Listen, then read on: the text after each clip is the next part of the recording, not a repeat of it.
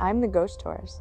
Sometimes I hunt spirits, but mainly I hunt stories, and this place has some terrifying ones. So are you a supernaturally curious travel enthusiast? Do you enjoy gambling with your immortal soul? Well then double down, because I am the ghost tourist and this is Las Vegas. Join me, if you dare. A ghost I fear is near me, dear. A ghost has slipped into my world, my world.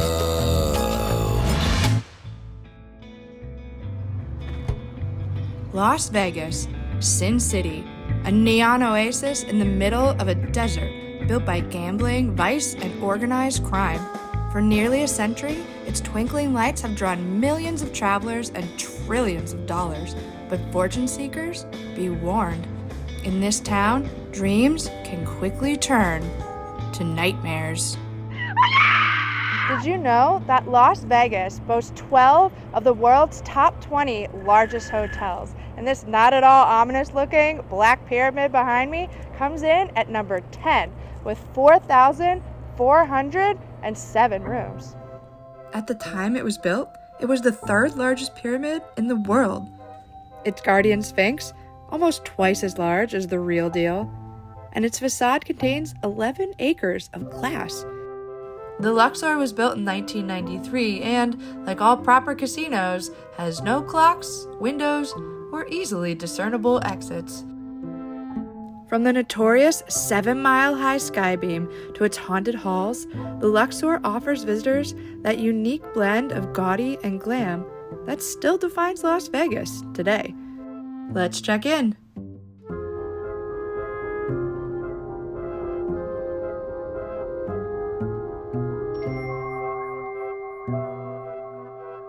The hotel is filled with artifacts, guarded by its own obelisk and sphinx. Once upon a time, it even had its own Nile River running through the atrium. Many argue the Luxor was doomed from the start due to the sacrilegious nature of these design choices. A pyramid is, after all, an ancient Egyptian tomb. And we all know what tombs are built for. Whether you're aware of it or not, people die in hotel rooms all the time. It's inevitable.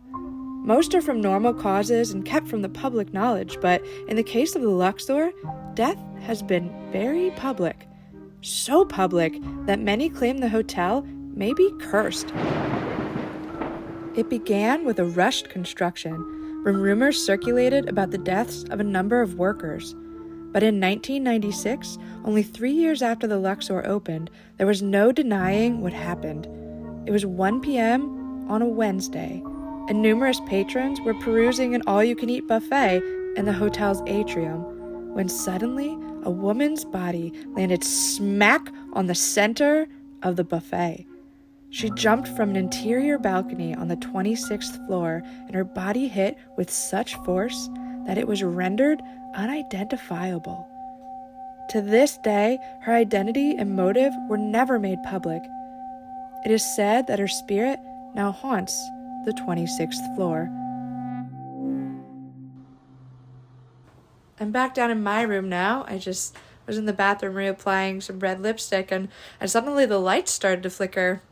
I went and grabbed the camera, but then now obviously it has stopped flickering. Some curious activity. I can't say if it's electrical or paranormal, but we'll keep an eye on it and see if it happens again.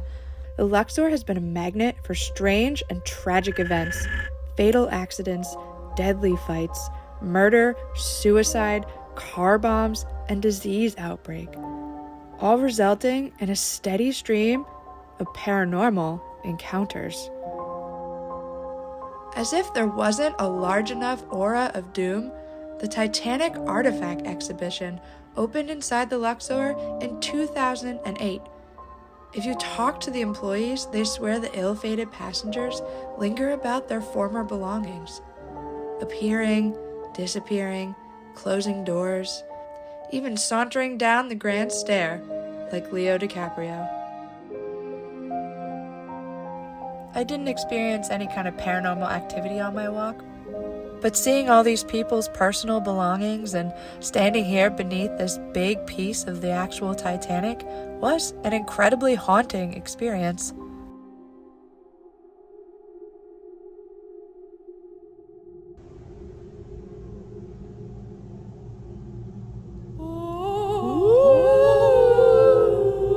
This hotel has a ton of paranormal activity. Guests have claimed feeling cold spots, being watched, being followed, being touched, being grabbed, lights flickering on and off, TVs turning on and off, strange noises, shadow figures, and nightmares. But some of the most exceptional claims come from the 12th floor, which is where I am staying. I've never seen it rain in Vegas. I think it only rains here like 20 days out of the year, so kind of ominous that we're here for one of them. Numerous guests on the 12th floor have reported waking up in the middle of the night, drenched in sweat, with heart palpitations, feeling like they'd just been strangled, and almost all of them have claimed that they woke up from a nightmare of a deadly blonde woman wrapping her cold, dead fingers around their throats. When ghost hunting, I like to use a compass. It's basically an old school EMF meter. If I see the needle start to spin, I could be picking up on some unseen energy. Ooh.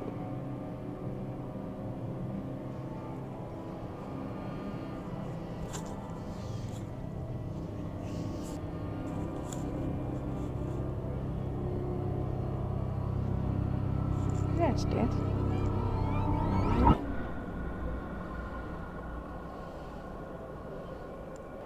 So, no one really knows who the mystery blonde is, but yet another rumor about the Luxor is that it's built on top of what was once a mob dumping site back in the day, because this used to be south of the Strip. It was just swampy land.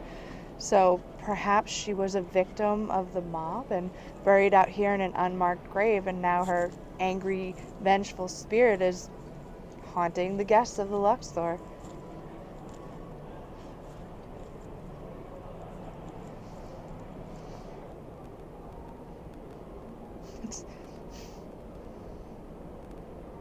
For standing very still, it's spinning quite a lot. Right in front of my room.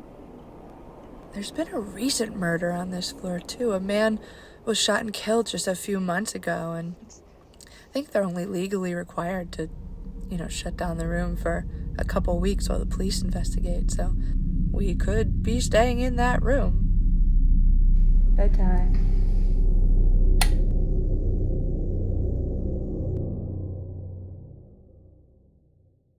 So this is my first time using a Phasm camera from Ghost Stop. It records in full spectrum and comes with an infrared light, making it super easy to use in low light situations. I scanned through hours of footage once I got home, and I didn't really catch much other than my husband tossing and turning in the night. But then it did inexplicably stop filming around 2:30 and then kicked back on around sunrise. And if you look at the morning video here, it does look like an orb crosses the camera, so maybe we did catch something after all. Is it day? Is it night? There's no way of knowing, and that's exactly how they want you to feel. But I am, in fact, checking out.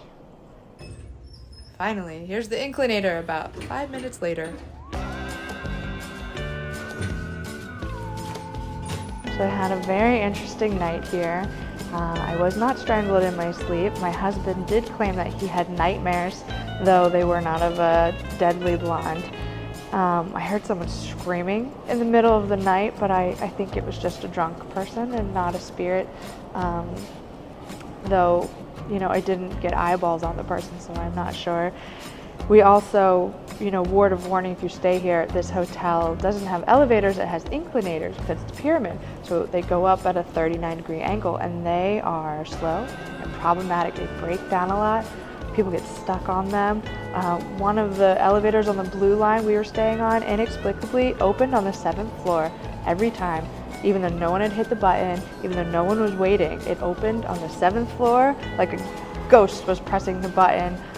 It was so common that all the strangers on the inclinator commented about it. I've never talked to more strangers on an elevator in a trip anywhere. So I guess it's fun for the social aspect because everybody's in it together. Despite all the weirdness, we had a fun time here. It's a very budget-friendly hotel.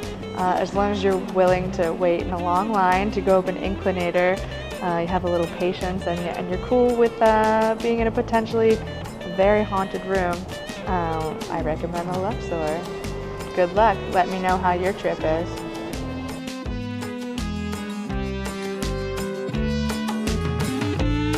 I'm pretty sure I have twinkling neon burned into my retinas. Until we meet again, I'm the Ghost Tourist. Thanks for watching, and remember to haunt that subscribe button. A ghost is near. Where would you like the Ghost Tourist to travel to next? Let me know in the comments.